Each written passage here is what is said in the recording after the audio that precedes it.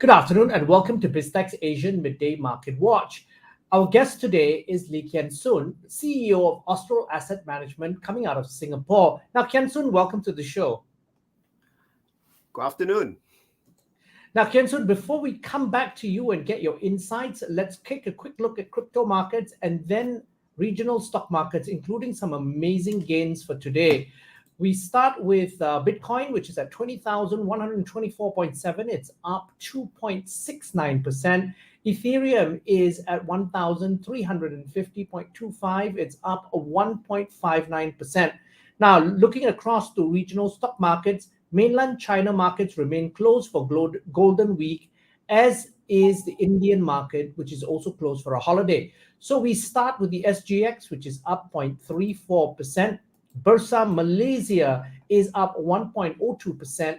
The ASX All Ordinaries is up 1.72%. The Nikkei is up 0.46%. The Hang Seng is up a whopping 5.54%. And rounding up the numbers, we've got the Kospi, which is up 0.18%. Kian Soon, what's your take on market performance in the first half of the day, particularly the outlier of the Hang Seng? I think the Asian markets are just for playing catch up. As you see that in the US, the last two nights, the markets have rallied fairly strongly. For Hang Seng, I think we are seeing exceptional strength because yesterday was a public holiday in Hong Kong. So it wasn't open and it was opening today. And so it's playing a bit of catch up. But overall, I think the Asian markets are performing well due to the very strong handover from the United States. Okay. Over the last 2 days, we've had basically the Australian Central Bank raising rates by 25 basis points. Today, we had New Zealand, which hiked its rate by another 50 basis points. Are we seeing perhaps after this a slowing down of rate hikes potentially in the Asia-Pacific region? I think for the Asia Pacific regions, basically they took guidance from US Fed. So in terms of the recent hikes you mentioned, basically they are playing catch up to the United States as Fed has been raising interest rate very aggressively. So we are likely to see this if US continues to raise interest rates, and it's expected that in November and December, 1.25% interest rate increase is on the cards for the United States. So Asia central banks could play a wait and see for 2022 and then react in early 2023. But what's your take on the mood now that perhaps the sentiment around the rate hikes is shifting to perhaps a shift in policy sooner rather than later? I think the market. Particularly with the worsening global economic situation.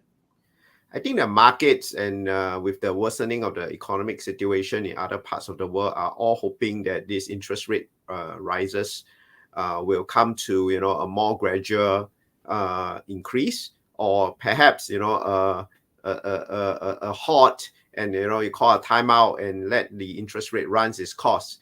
Unfortunately, I think for the United States Fed, they make it rather clear that they will continue to increase interest rates for this year and early next year. And as long as the inflationary numbers do not come under control, it's very likely that they will continue on the trajectory. On the other hand, if the economic numbers and figures has shown that the inflationary pressures have been coming down with the CPI numbers on the decline, as well as let's say you have a worsening of the economic situation around the world, meaning that there is recession in Europe, UK or United States, I think that could also prompt the central banks, to at least stop rising interest rate at current pace. Okay, then what should we do then as Asian investors? I think the interesting thing is for the last few months, investors have taken a hit both on equities, fixed income, as well as any form of assets that they are holding. Even if they're holding on to cash, they are faced with the pressure of high inflation, which means that it's depreciating in value as they put the cash inside the bank. So what we are seeing now is perhaps a lot of the fixed income yield has become very interesting. Previously, fixed income or bonds that are safe, that are rather risk-free, are giving you close to 0%. But in today's world, the yield has become very interesting as bond prices drop, as interest rate increase. So investors are beginning to shift their portfolios from equities or more risky assets to fixed income, where it's actually yielding at a good return. And at the same time, if you look at tenure, investors tends to prefer shorter tenure fixed income products, which is important given it's a rising interest rate environment. They could always, get into more, higher yield bonds at the same risk level, when they renew as their bonds mature. Yeah, Kian Soon, thank you very much for your insights. Thanks for coming on the show.